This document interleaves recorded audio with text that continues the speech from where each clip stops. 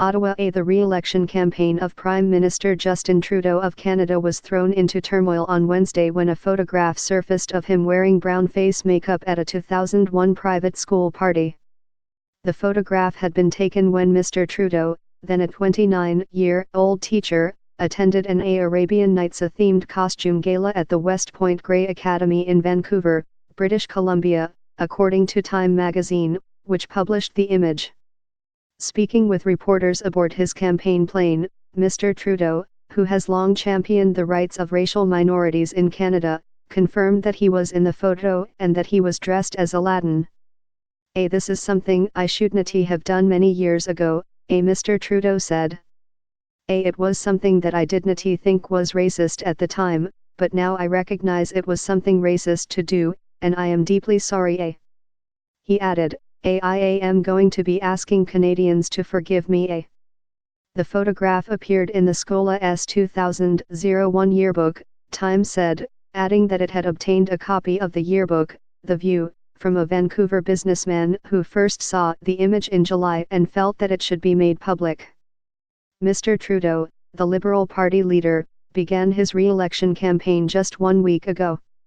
Andrew Scheer, the Conservative leader and Mr. Trudeau's main challenger in the October 21 vote, said the photograph reflected someone with a complete lack of judgment and integrity, and someone who is not fit to govern this country. The image drew comparisons to the scandal that enmeshed Governor Ralph Northam of Virginia earlier this year, when a photograph surfaced that had been published in a medical school yearbook 35 years earlier. Initially, Mr. Northam apologized for appearing in the yearbook photo, which shows a man in blackface makeup standing next to someone wearing a Klan robe and hood. But he later insisted that he was actually not either of the people in the picture. Mr. Northam has refused calls to resign and remains in office. The image of Mr. Trudeau, which also shows his arms wrapped around a woman he described as a close friend, quickly became the dominant topic on Canadian news websites. Many Canadians are of South Asian and Middle Eastern descent, and Mr. Trudeau has 4 Sikhs in his cabinet. Those communities have been an important source of support for the Liberals and Mr. Trudeau, particularly in suburban areas around Toronto, which are seen as key electoral battlegrounds. But on a disastrous state trip to India this year, Mr. Trudeau attracted ridicule for wearing flashy silk and gold-embroidered outfits and pointed, red silk shoes. Though intended as a gesture of respect for Indian culture, it was widely seen in Canada as a cringe-inducing game of dress-up. On Wednesday night, while repeatedly apologizing for the brownface makeup and the hurt it can cause people who have faced discrimination, Mr. Trudeau said that he had always been more enthusiastic about costumes than sometimes is appropriate. Mr. Trudeau said that he also wore blackface in high school while performing Deo, the Jamaican folk song. Jagmeet Singh, the leader of the New Democratic Party, who is a Sikh, said Mr. Trudeau's Aladdin costume was insulting and suggested that the Prime Minister's behavior shows that he may not be the same person in private as he portrays himself in public. Last year, Mr. Trudeau was accused of groping a reporter in 2000 while he was still a private citizen.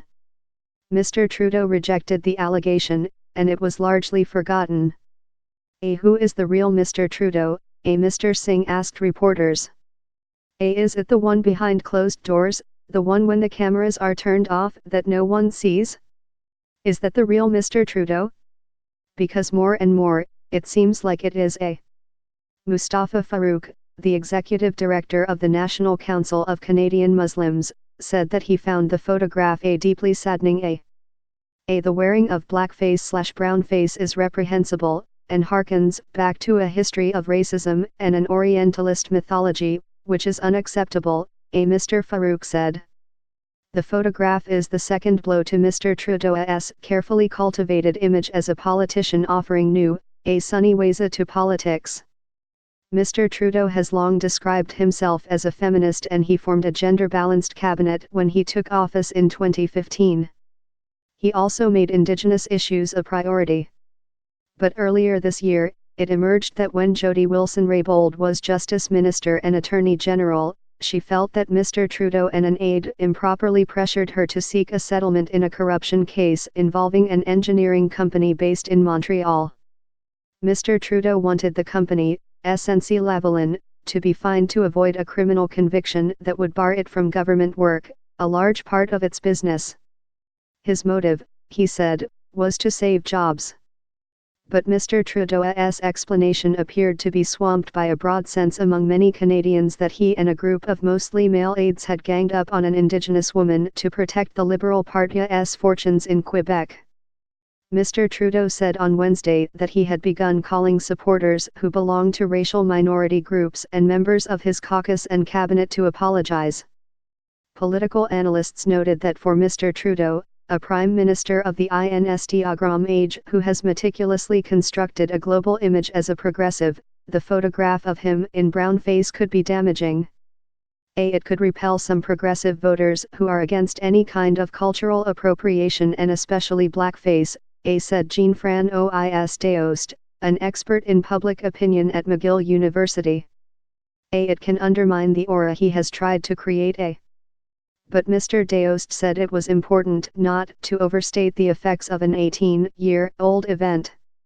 He noted that the Conservative leader, Mr. Scheer, was also being taken to task for past behavior, including 2005 comments in which he suggested that same-sex couples should not be equally entitled to wed because marriage was meant for a natural procreation.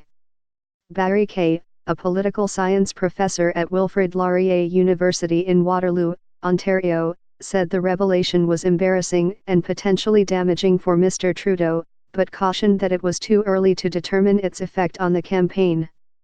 He said the image could reinforce impressions of Mr. Trudeau as inauthentic. I am not sure the extent that it will resonate in public opinion in a campaign where everyone has been turning on everyone, Mr. Kay said. The publication of the photo comes amid an acrimonious debate about multiculturalism in Quebec, an electorally vital province, which recently passed a law barring public sector teachers, judges, and police officers from wearing religious symbols at work. Mr. Trudeau, whose pro-immigration stance has been a cornerstone of his premiership, has condemned the law, which he has characterized as antithetical to Canadian values.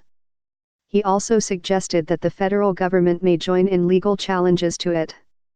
A member of Parliament for Papineau, a multicultural part of Montreal, Mr. Trudeau has been popular with immigrants who have lauded his pro-immigrant stance, including swiftly admitting 25,000 Syrian refugees after taking office. The issue of cultural appropriation reverberated in Canada in July 2018 when a show A Slav, by the acclaimed Quebec theatre director Robert Lepage, premiered at the Montreal International Jazz Festival. The show, which featured white actors playing slaves, immediately spawned a backlash and criticism that white artists had recklessly appropriated black culture. Only 2 of 7 cast members were black. The show was cancelled after 2 performances.